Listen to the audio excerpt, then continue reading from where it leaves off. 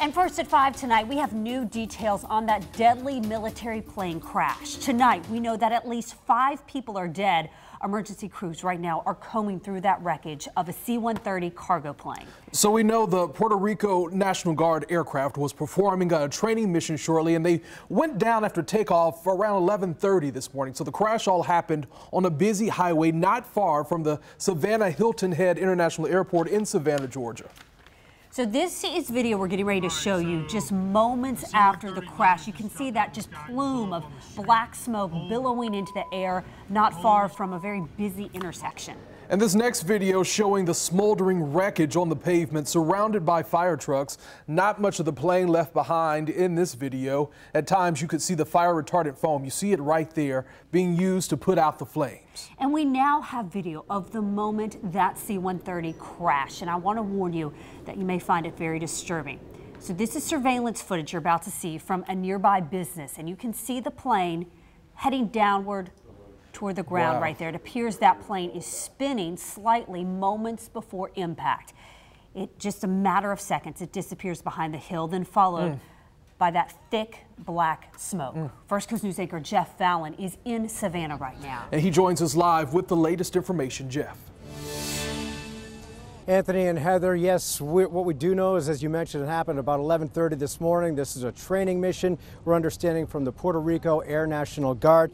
This is a plane that was on its way from Savannah over to Arizona with 9 people aboard. 5 of those people have been confirmed dead, 4 are missing. Now, we don't know what ordnance was aboard, but we do know that a C-130, C meaning cargo, can carry Humvees, small tanks, and helicopters, as well as other items. Now, there's no official cause yet, of course, of what caused the plane to come down. But as we were talking about with the video a moment ago, that plane went down nose first. This is somewhat reminiscent of a cargo 747 crash 5 years ago, almost to the day, at Bagram Air Base in Afghanistan, in which machinery aboard was improperly tied down.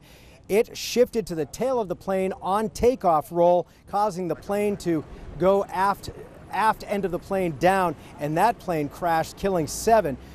This was a nose-first descent. It would not seem to indicate that. It's way too soon to tell. Might have been engine failure, could have been any of a number of things. But as was also mentioned, this happened right next to State Highway 21 behind me, which people locally here tell me it is an absolutely hugely busy road anytime during the day. And so there was a miracle involved in what it didn't hit when it came down.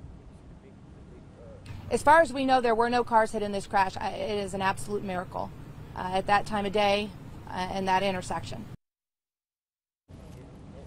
Also want to point out that there is a rail line that is parallel to State Road 21 here, and that railroad is owned by CSX. I talked with CSX today and was able to confirm that it does in fact own that rail line.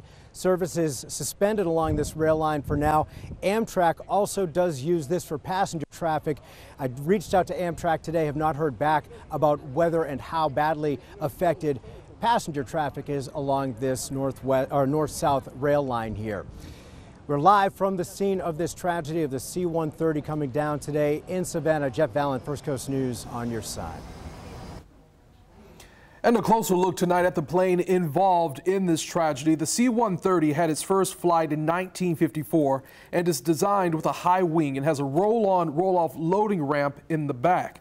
Both of those things make it really easy to load, and it can carry troops or cargo and even airdrop equipment on personnel into battle zones. It can drop equipment or personnel, and it's the longest continuous military plane in history.